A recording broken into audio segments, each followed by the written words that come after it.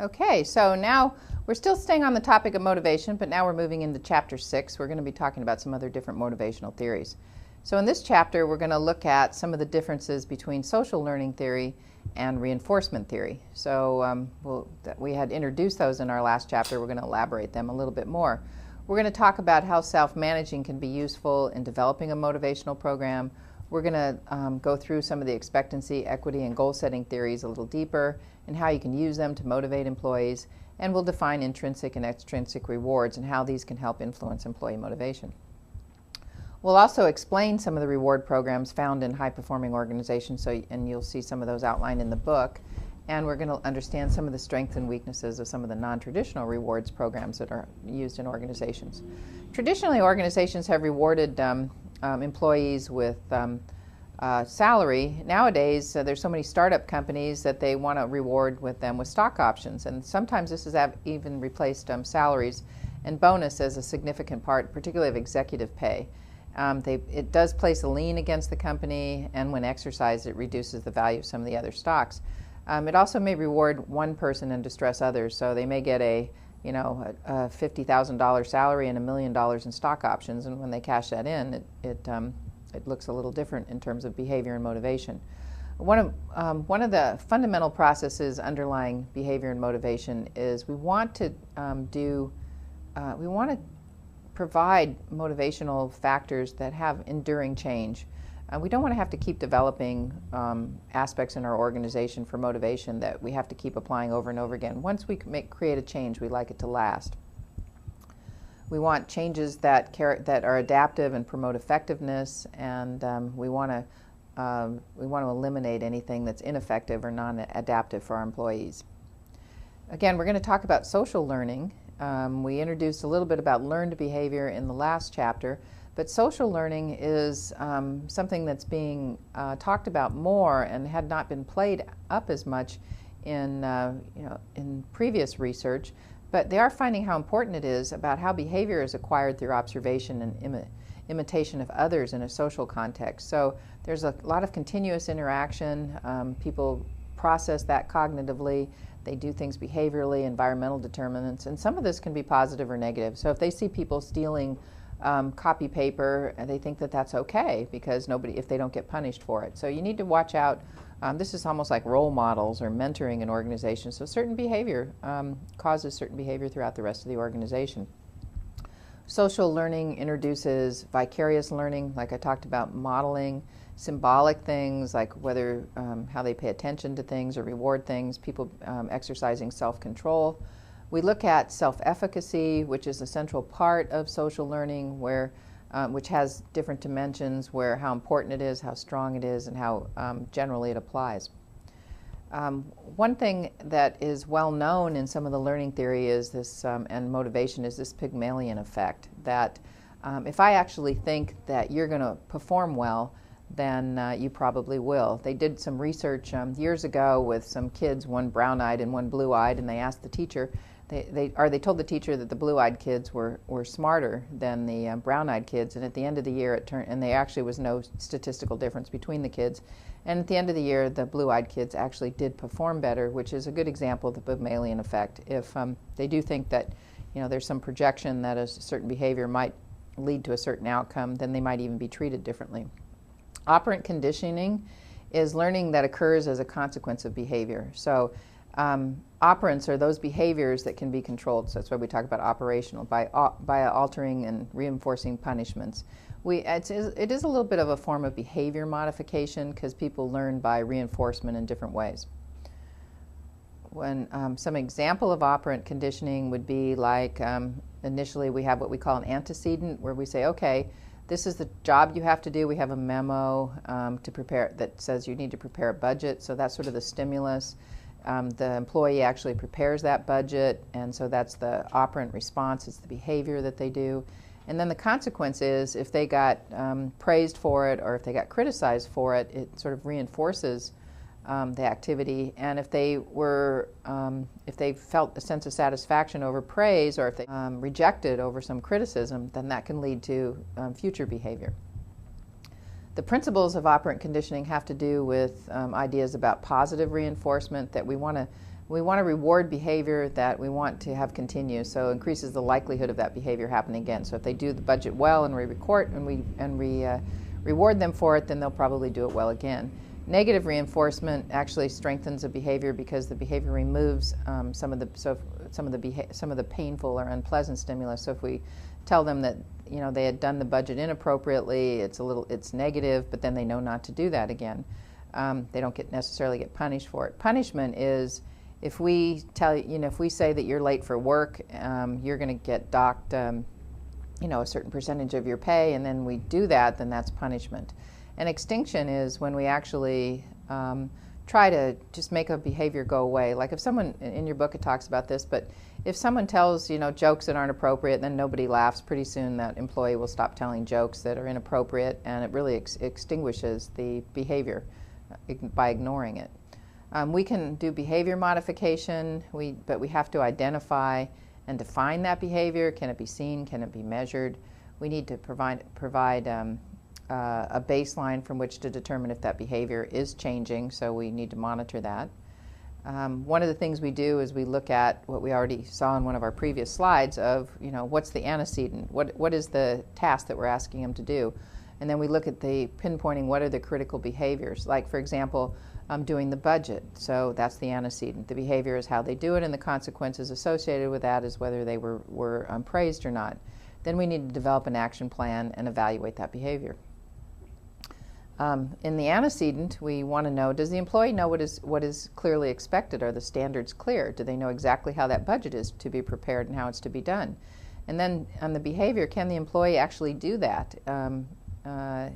We really wouldn't want to go as far as saying could the employees do it if their lives depended on it, but it might be leading to their job security. And does something prevent its occurrence? Is there something like maybe they didn't get a report from someone else, or maybe the timing of something going together prevents them from being able to accomplish that behavior? And the consequences, are they in favor of the performance? So if there's a lot of praise, or if they get maybe some kind of a financial reward or some kind of an award, is this being reinforced? And is the reinforcement specific so that we can continue to reinforce that behavior? In terms of applied behavior modification, you can look at the same thing in terms of a step-by-step procedure, exactly how we just described it before. For example, if we were taking this to some more of a micro level and we were looking at an absenteeism problem, we might want to look at the antecedents. So is the person having financial problems or health problems? Or they've been called in, or is there group norms that are preventing them from performing well? And then what we might look at is the behavior. Are they feeling, not very well rewarded in their group so that they stay home? Are they wanting to work from home? Are they causing disruption in their group? And then the consequences of that is we might publicly reprimand them, which isn't something that I would actually recommend, because it's humiliating for people. You should take people aside. It should be more private, or it could lead to the extreme of firing somebody, but it is always better to try and talk with a person and look at the antecedents and the behavior and see if there's something that you can change. In reinforcement theory,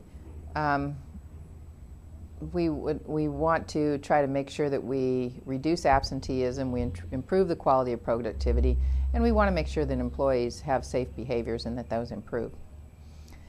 Some of the criticisms of reinforcement theory you'll find in your book, and they don't really talk about bribery, but we don't want to bribe people. That's not really ethical in particularly U.S. business operations for changing behavior. But if the reinforcements are not linked to somebody's beliefs or values or mental processes, it won't make any difference to them. And there might be perceptual differences in how somebody uses positive reinforcement. It might be actually looked at as manipulative, and a lot of people don't like that.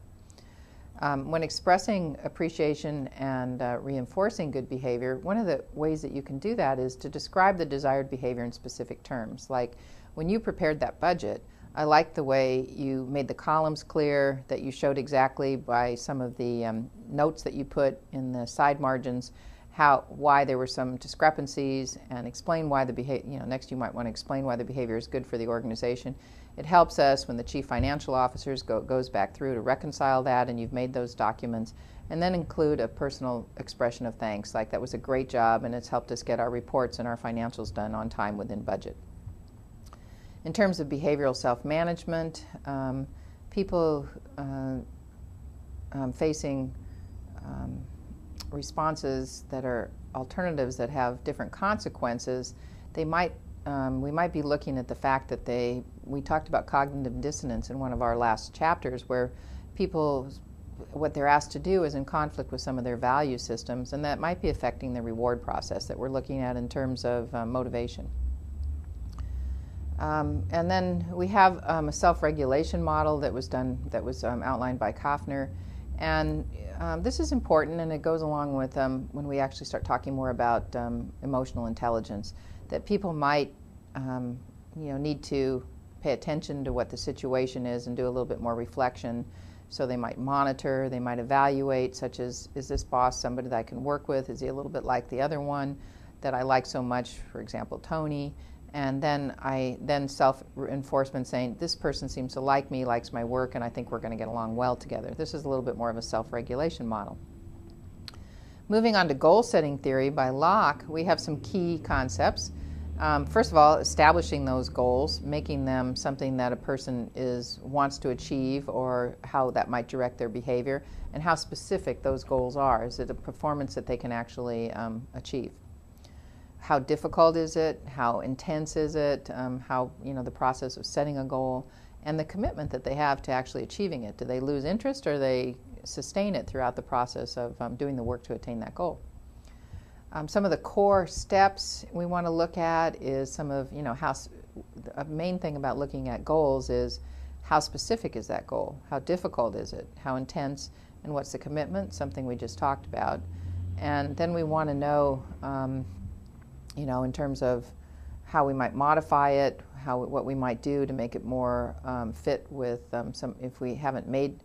But by the way, in this particular slide, the feedback loop should really be from each one of the boxes all along. It should just come at the end in the results. So if you've made a goal that's not specific enough, you might even be modifying it in the intermediate review, and then even in the final review. So this feedback loop is continuous throughout the whole boxes. Locke found that specific goals led to higher output than vague goals, which is, seems kind of obvious to many of us. Achieving those goals provides workers with a sense of achievement, recognition, and commitment. So if people don't have goals and they don't know when they've attained them, then there's not a lot of satisfaction going on in the organization. When we look at needs achievement, if we make a goal too easy and their performance low, it's not, it probably isn't a very high. So if you look at this particular chapter, a moderate goal difficulty leads to a fairly high performance. If it's really too hard, then you can see on our graph that you're going to have low job performance. On expectancy theory, if we have an easy job, probably they expect this is also one of the criticisms that usually expectancy theory only applies to some of these easier type of things to do. But the easier the job is, the higher the job performance, and the harder the job is, the expectation of achieving it is low. On goal setting theory, usually what they found with goal setting theory is that people tend to they actually keep setting the bar higher. So you can see going from A to B to C that almost the harder it is, the better the performance. Some of the conflicting theories in terms of participation about goal setting theory is that, and you kind of mentioned this already, is that when the goal is too difficult,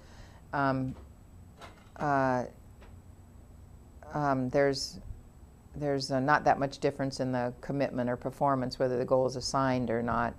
And it's really important that people feel this kind of commitment to the goal. If things don't change, also the commitment to that goal changes. And findings of some of the experiments is that participation had no effect on goal commitment or performance, and that's a little bit in conflict with some other research that's been done, that's particularly management by objectives, when they say, when people participate in goal setting, they actually increase their job performance. So if I ask you, can you get this, we have a report due, or we have a a product to develop, how long do you think it's going to develop, or a software system to design, and I come to you and say it has to be done in 3 weeks, but if I come and ask you when can you do it, and you say 3 weeks, it's probably more likely that the goal will be achieved by you setting that goal than by your manager setting it, or by having it done in conjunction with one another. In terms of individual differences, social and motivational factors increase. In terms of goal setting, we get higher performance quantity when there's more involvement. They learn the task better, they accept the goals, there's more commitment, there's more satisfaction. When we have conflicting goals, then when people feel like if I've asked you to do one thing and another and you don't know which one's due or what's more important, employees tend to, the performance level goes down and their commitment to the goals goes down, and they start heading towards job burnout, which is our next chapter on stress. Some more criticisms of goal setting has to do with the complexity and the difficulty it is to sustain some of the goal setting. Also, organizational objectives change sometimes midstream, so it only works really well for simple jobs but not really complex things. People sometimes game systems around goals, and it also sometimes is people feel that they're being manipulated or controlled by it being another check thing, that they're being sort of spied on by their bosses. And also they can become an obsession. They get so goal-oriented they actually lose sight of the mission and values of the organization and what the overall activity is. So in terms of motivational theory, some of our key conclusions is managers can influence employee motivation, but they must remember that that the ability, competence, and opportunity all affect motivation. It's not that easy to design a motivational thing without looking at the employee and knowing if they're able, knowledge, skills, and ability to do that. They must channel self-motivated behavior into productive results with their employees. Managers are role models in terms of learning theory. They need to help provide incentives for employees. They need to establish in a partnership the level of difficulties of the goals, and they need to always be mindful about equity in terms of task challenge, need satisfaction, pay, reward systems, and they're responsible in many ways to help energize and direct motivation of their employees. When we look at reward programs, we want to get qualified people to join our organization. So people join because they know they're going to get certain benefits, certain salary increases, certain job opportunities. It keeps people coming to work. When we have motivated employees, we have high-performing organizations.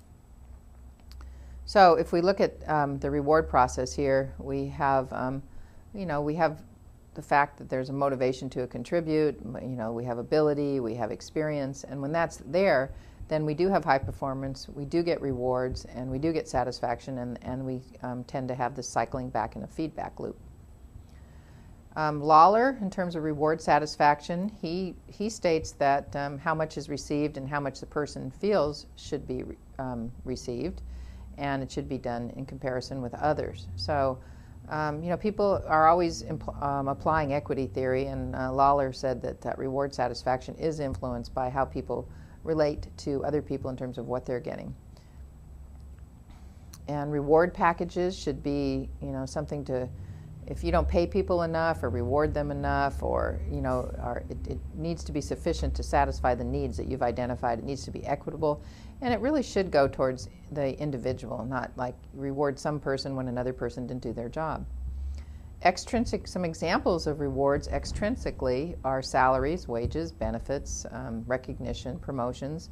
Intrinsically is when you tell somebody they did a good job, that they have a sense of achievement, that they feel a personal growth over what they're learning, and that they have a lot of autonomy on their job.